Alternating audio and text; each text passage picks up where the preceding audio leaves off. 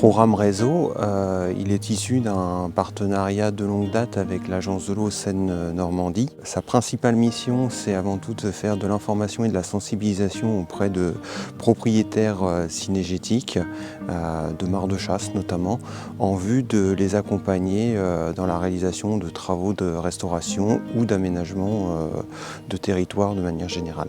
Alors aujourd'hui, on est sur la boucle de Roumare, tout à côté de Rouen.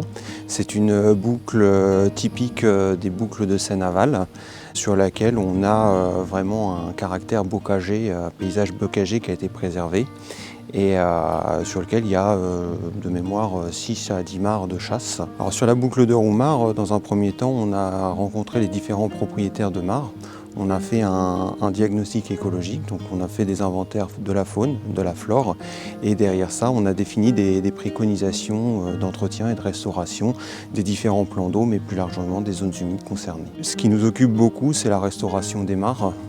On avait des mares qui étaient abandonnées depuis plusieurs années, qui étaient en voie de comblement avancé. Donc aujourd'hui, l'objectif, c'est de les restaurer par curage, mais aussi action sur les berges, de telle manière à favoriser la biodiversité et agir en faveur de la protection de la ressource en eau. Ici, le projet, il a démarré il y a 18 mois, 2 ans. On avait fait le diagnostic, on a rencontré le propriétaire et à partir du diagnostic, on a défini un ensemble de préconisations qui ont été acceptées par le propriétaire.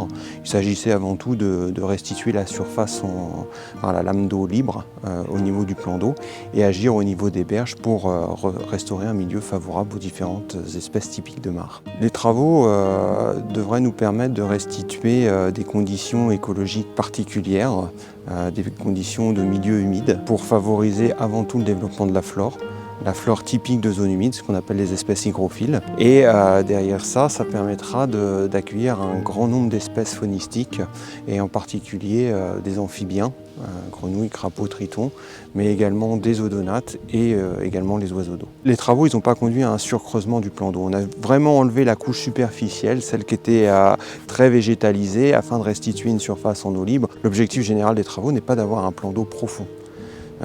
C'est vraiment d'avoir quelque chose qui, une fois qu'il sera en eau, en est 30 à 45 cm grand maximum d'eau pour favoriser toutes ces espèces qui sont dépendantes du milieu aquatique. La végétation n'a pas du tout été abîmée, on le voit bien.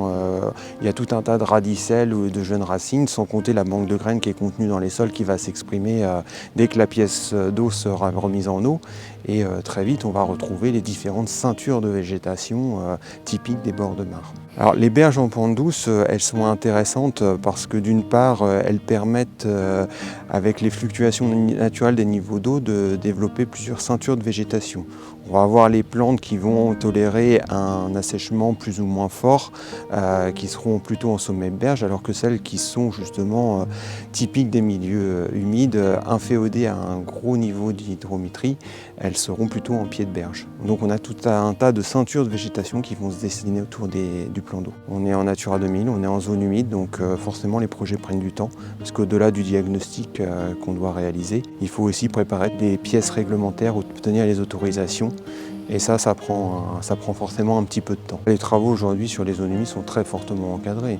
Mais la loi sur l'eau, comme Natura 2000, ce sont des réglementations qui sont faites en faveur des sites et en faveur des espèces. Donc aujourd'hui, il n'y a pas de souci. Les travaux qui sont faits sont conformes à la réglementation. À bientôt sur tvie.tv.